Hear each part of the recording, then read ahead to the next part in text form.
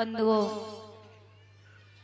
रथ में देवकी जा रही है, पीछे से एक रसाला है और बा के पीछे कंस राज वसुदेव कुमार का इधर सुना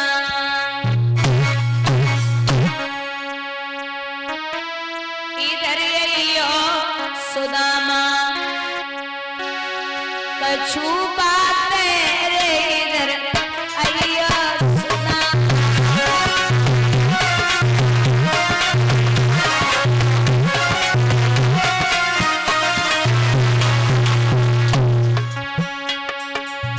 थोड़े से क्षण उतरिया विमान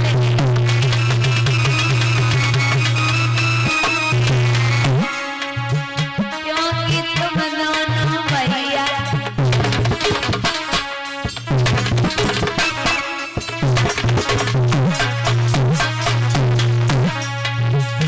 क्योंकि तुम दोनों भैया अरे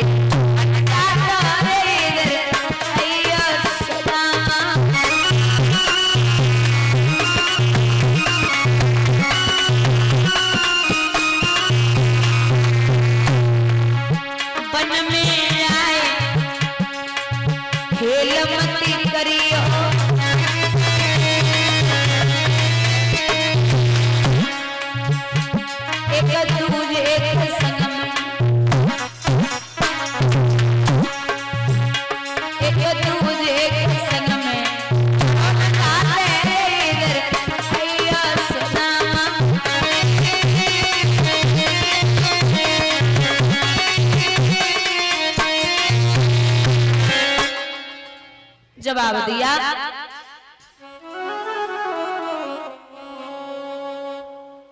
कि ये ले जाओ चने, दोनों मित्र मिल बांट के खा लेना। आए सुदामा, माह का महीना, आंधी और पानी आ गया। ये वृक्ष पर चढ़ गए हैं कृष्ण और सुदामा नीचे लकड़ियां बीनने लगे। आंधी और पानी आ गया, महाराज समय लगने लगा तो सुदामा को भूख भी बढ़ी।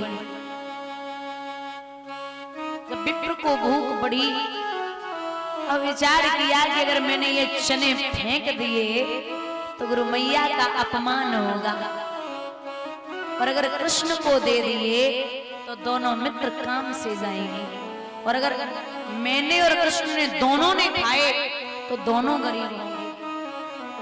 इससे अच्छा मित्रता हम ही निभाले। तो सुदामा चुपचाप चनों को चबने लगे। अब चना कोई ऐसी चीज ना जो चुपचाप खाए ले। कटकट की आवाज हुई तो मोहन ने कटकट शब्द सुना, बोले भैया क्या खाता है?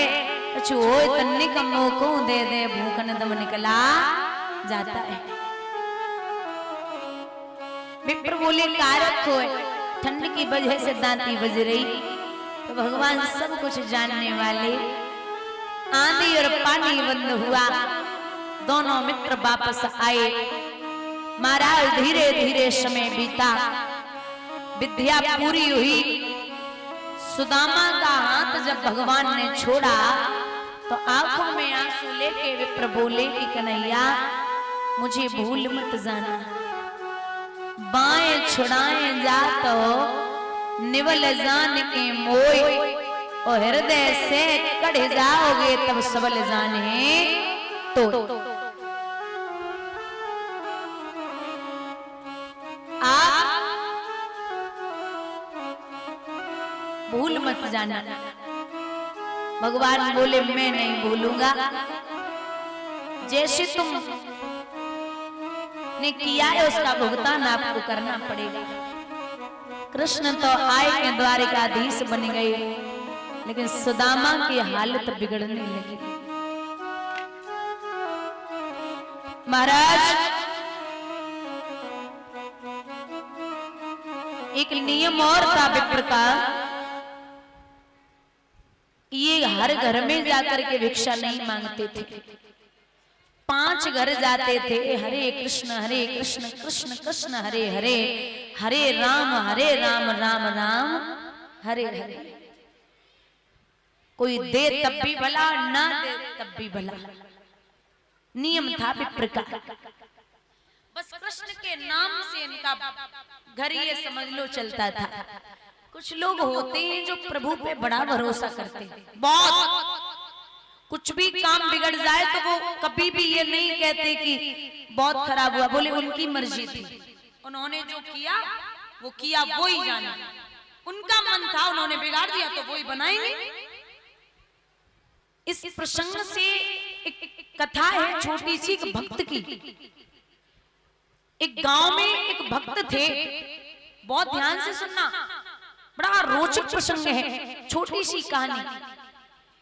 एक गांव में एक केवट थे, मतलब तो केवट इतने सीधे थे, लोगों ने उनका नाम रख दिया भोला। तो जो भी कोई बात कहता था, बोले भैया ये हुआ, केवट बोलते रघुनाथ जी जाने। कोई और कुछ बात कहता, बोले भैया ये हुआ, बोले रघुनाथ जी जाने। अच्छा, सेठ वो केवट जो थे उनके घर में एक लड़की थी, उस लड़की की शादी के लिए वो गरीब था, तो सेठ जी से धन लिया। तो जब धन लिया, एक साल बाद बिटिया की शादी करके एक साल बाद उनके वापस पैसे करने गए, तो सेठ जी ने कहा कि एक पर्चा लिख के दिया, बोले तुम्हारा जितना भी पैसा था मेरा आप पे, वो आपने सब मना वो वापस कर दिया, ये पर्ची आपकी, आपका सब पैसा चुकता हो गया, ये लो पर्ची। केवट इतने सीधे बोले अरे सेठ जी कैसी बातें कर रहे हो, अब तुम जब पर्ची को हम क्या करेंगे, हमने दो तुमने मान लो, अब रघुनाथ जी जाने। अच्छा, सेठ की नीयत खराब हो गई, उसने क्या किया, भोला से कहा जा भोला, इसे बेवकूफ बनाना बहुत आसान है, जा भोला एक गिलास पानी लेके आ। भोले गए पानी लेने, और तब तक सेठ ने पर्ची डायरी में रखी और दूसरी पे उल्टा सीधा लिख के दे दिया। अब जब पर्ची लेके आए, लेकिन सेठ ने क्या काम करो, ब्याज पे ब्याज लगा दिया और उसके खिलाफ केस कर दिया। बोले केवट हमारे पैसे लेके गया था, उसने पैसे वापस नहीं किए। जब केस लगा तो बड़ी बुरी दशा, अदालत में केवट पहुंचे तो जज साहब बैठे थे। अब एक तरफ सेठ है, एक तरफ केवट है, तो बोले केवट, जज साहब की बात सुन के केवट बोले हाँ जज साहब। बोले आपने इनसे पैसे लिए, बोले हाँ लिए साहब। बोले फिर दिए, बोले हाँ दिए साहब। बोले जब आपने पैसे लिए थे तब कौन था, बोले रघुनाथ जी। और जब दिए थे तब कौन था, बोले रघुनाथ जी। केवट बोला हम दोनों के बीच में तीसरा, वो सेठ जी बोले हम दोनों के बीच में तीसरा तो था ही नहीं, रघुनाथ जी कौन है, ये बहुत सीधा है। देखो साहब ये रघुनाथ जी, ये रघुनाथ जी कौन है, कोई था ही नहीं। सेठ जी बोले महाराज ये झूठ बोलता है, कोई नहीं था। केवट बोले मैं झूठ नहीं बोलता साहब, मैंने पैसे वापस कर दिए। अब जज साहब को कुछ सेठ पे शक हुआ, वो भी उदार व्यक्ति थे, बड़े हृदय के नरम, तो बोले अगली सुनवाई 1 महीने बाद है। वहां से केवट को विदा किया, अब सम्मन जारी कर दी। तो एक सिपाही वो सम्मन लेके और महाराज चला, तो पूरे गांव में बोले ये सम्मन रघुनाथ जी के लिए है, उनसे कह देना कि वो गवाही देने आ जाए। अब महाराज जब पहुंचे, सिपाही पूरे गांव को चक्कर लगाए रहो, बोले भैया रघुनाथ जी को घर कहाँ है, रघुनाथ जी को घर कहाँ है। अब घर हो तब तो वो बताएगा। एक व्यक्ति बोला कि थक गया हूं क्या करूं। बोले गांव के बाहर एक मंदिर है, तो वो मंदिर में रघुनाथ जी रहते, जाओ। महाराज मंदिर के पास सिपाही पहुंचो तो पुजारी बैठे थे। बोले भैया रघुनाथ जी का, सो पर्दा हटाई, बोले वो सामने है। सिपाही थके गो, उठाए के सम्मन भगवान के सामने रख दिए। अब जैसे सिपाही गो, सब पुजारी भगवान को मुंह देखे खूब रोए। महाराज तुम्हारे शादी के निमंत्रण आवे, तुम्हारे बड़ी बड़ी ऐसी आदमी काम करे बाके निमंत्रण आवे, लेकिन आज नाथ वह केवट की इज्जत बचाई लियो, बाको तुम्हारे बिना कोई नहीं प्रभु।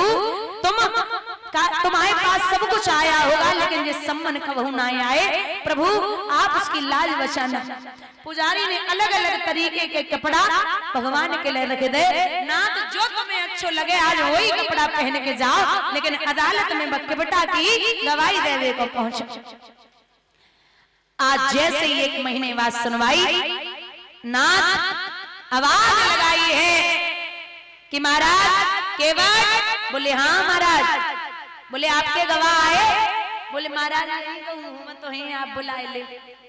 आवाज लगा तो जैसे ही जज साहब ने आवाज लगाई हाजिर हो रघुनाथ जी, हाजिर हो, तो हाजिर हो वो ऐसे 3 नारे जो लगाए हैं। धोती फटी सी शीश बांधे धरे धाये हैं, हाथ माही छड़ी पड़ी तुलसी की माल लिए, माथे पे रोरी चारू चंदन लगाए हैं। साहब के सामने विनीत चपरासी साथ आज रघुनाथ गवाह बन के आए।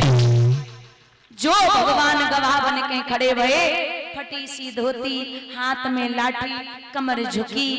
आप रघुनाथ हैं? भगवान राम हाथ, हाँ बोले हम ही हैं। आओ कटघरे में खड़ो करो। और जैसे ही कटघरे में खड़ो करो तो महाराज बोले आपने ये बताओ, जब सेठ ने पैसे दिए सेठ को, केवट ने, आपने देखा आप थे? रघुनाथ जी बोले हाँ साहब थे। तो बोले कि ये तो बोलते सेठ जी नहीं दिए।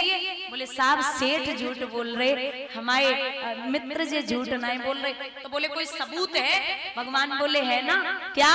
जाओ सेठ जी की अलमारी में 3रे नंबर खाने में एक डायरी रखी, वहां में एक पन्ना खोलियो, वहीं में वो पर्चा रखो है। महाराज एक सिपाही गया, अलमारी खोल